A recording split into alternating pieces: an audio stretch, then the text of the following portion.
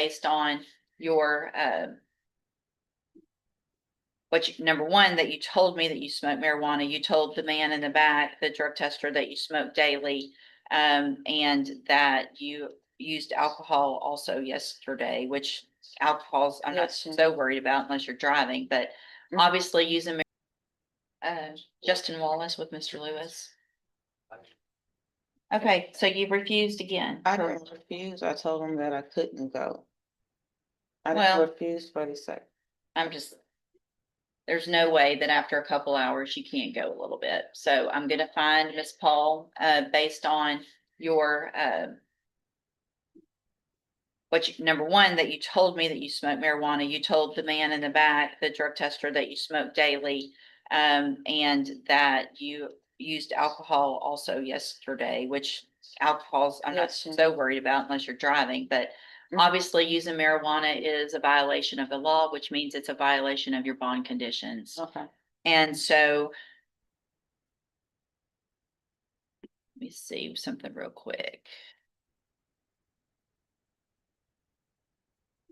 Your current bond that you.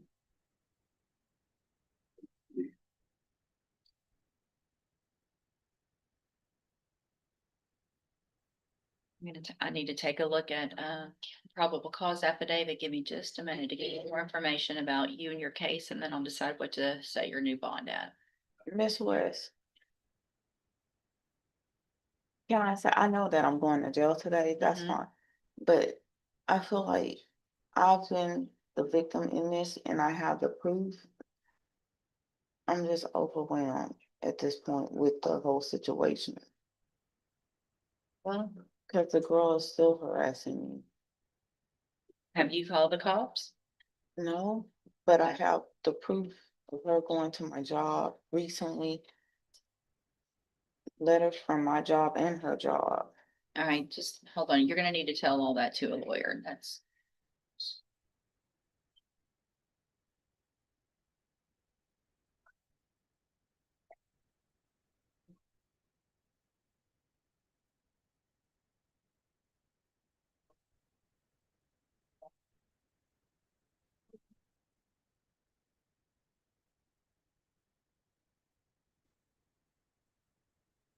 You still have that assault down the hall pending? I have to go to that courtroom for the same person. All right, so based on the limited information that I have.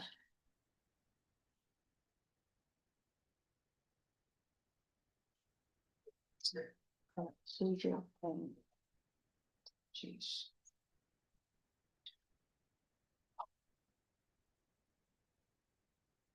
I'm going to again find that you violated the conditions of your bond, and in cause number 25 DCCR 1752, raise that bond to $35,000. A condition of that bond, if you make it, is that you have to have a drug patch put on within 24 hours of your release from custody. Okay. And obviously, if you get out soon, I'm going to assume that that drug patch will initially be positive, Okay. but it should be going down. So it doesn't just test whether you're positive or negative. It gives me an amount. Okay. And if it's not going down, then that bond's going to go up even higher. Do you Okay. understand? Yes, ma'am. If you don't get the drug patch changed every 2 weeks like you're supposed to, some people say, oh, it fell off, and they don't just fall off. Okay. So you need to make sure you have it on at all times, get it tested when you're supposed to. If you make that bond, go back with the bailiff. Okay. Good morning. Why wouldn't you take that off when the bailiff asked you to earlier? No, I had told, because I had this on, I didn't want to take it off. I understand, but it's not appropriate, and you have to do that and follow the rules. It's not Yes. just when you're standing in front of me, but when you walk into the courtroom, there's no head.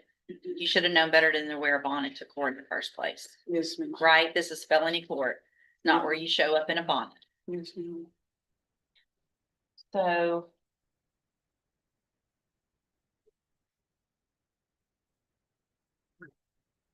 Why were you late this morning?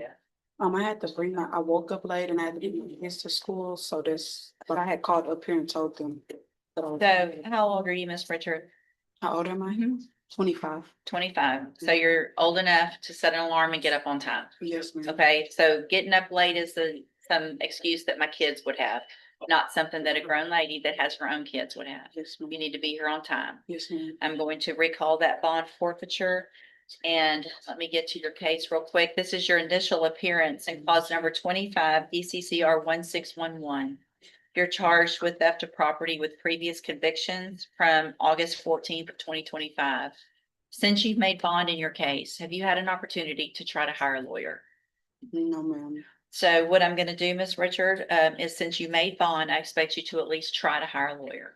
If you, so I'm gonna reset your case about 30 days to give you some time to try to hire someone. Yes, ma'am. If you get someone hired before the next court date, then just bring the reset notice that you get today to that lawyer and they'll tell you what to do. Okay. If you're unable to hire someone before the next court date, then I'm ordering you to visit with at least 3 lawyers.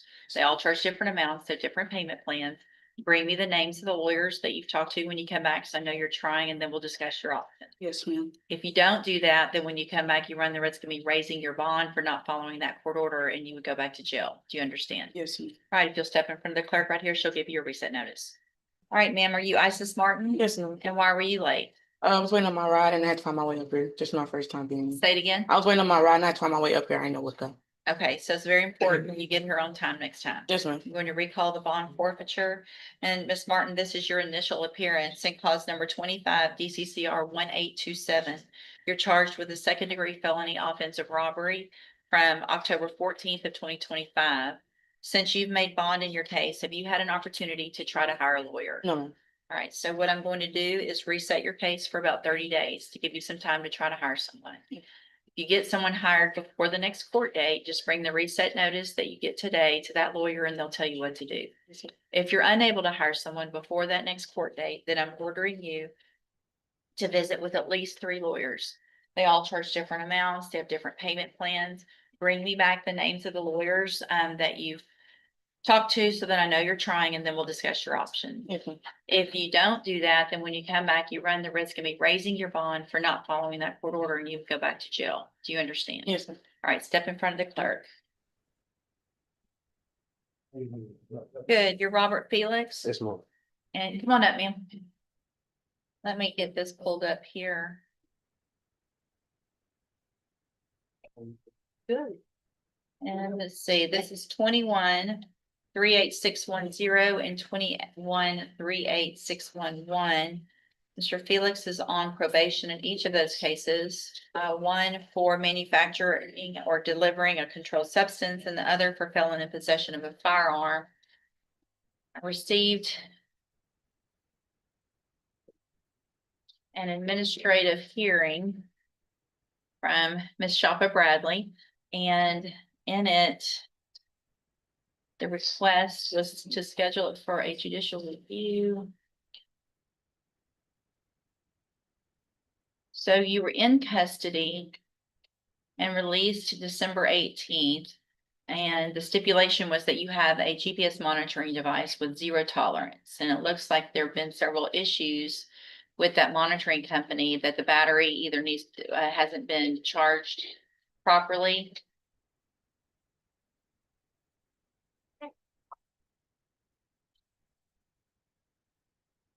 Looks like you were out past curfew.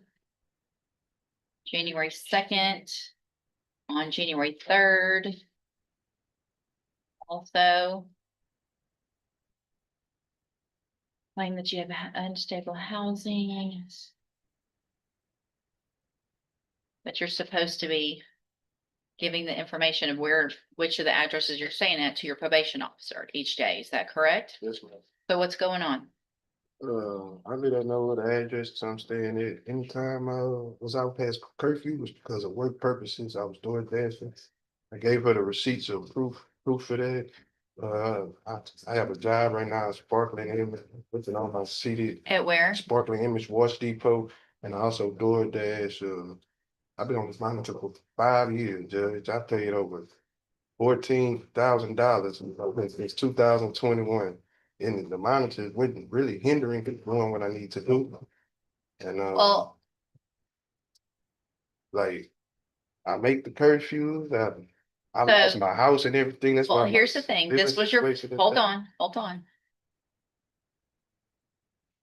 For you to say that this is a hindrance to you and an imposition on you does not bode well with me. Hold on.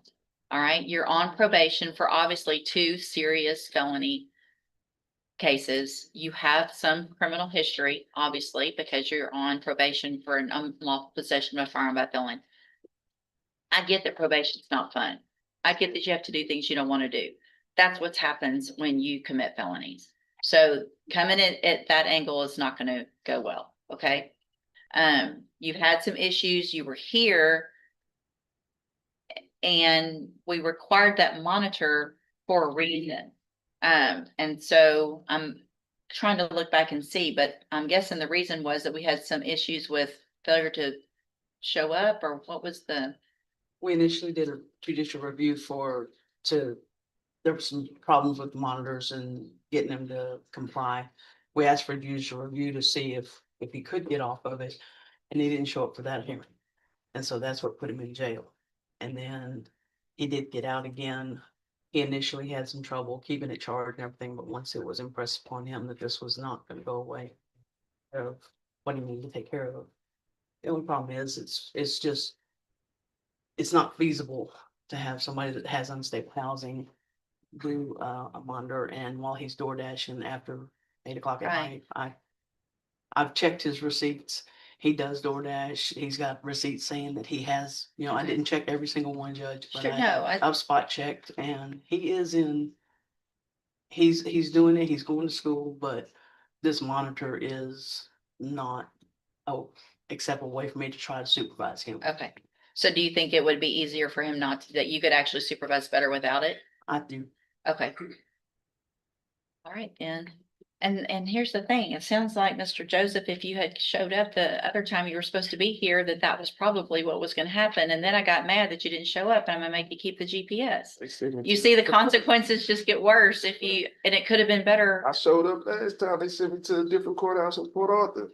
I had the paperwork and everything. I've been screaming for help for years. I've been doing everything. You've I been can. coming to, you know what court you're supposed to come to when it's my day for you to come to court, because you've been Right. coming since you've been on the probation. So that's not, you know, if there's an issue here where you're supposed to be. I just followed the last directive order. They sent me to Port Arthur. Said I had to- Who's they? I had the info. I can't. So here's the thing, things are going kind of well for you. You probably should quit coming up with excuses. Okay? Because it's probably one of my number one pet peeves. It's just to keep coming up. Just take the personal responsibility. Went to the wrong place, should have asked a bailiff. You know where the 252nd District Court is. You know the judge that's you're on probation for.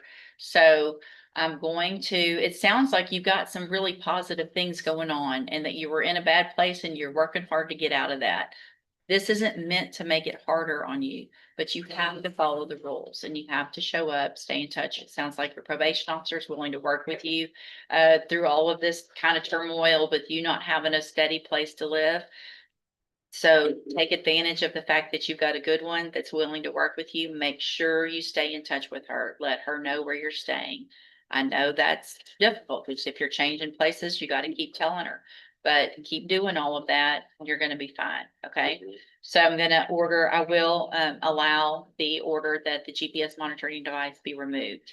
That makes it all the more important, though, that you stay in touch and she knows what you're doing, where you are, and all of those things. Okay. All right. You're free to go. Thank you, ma'am. Can work.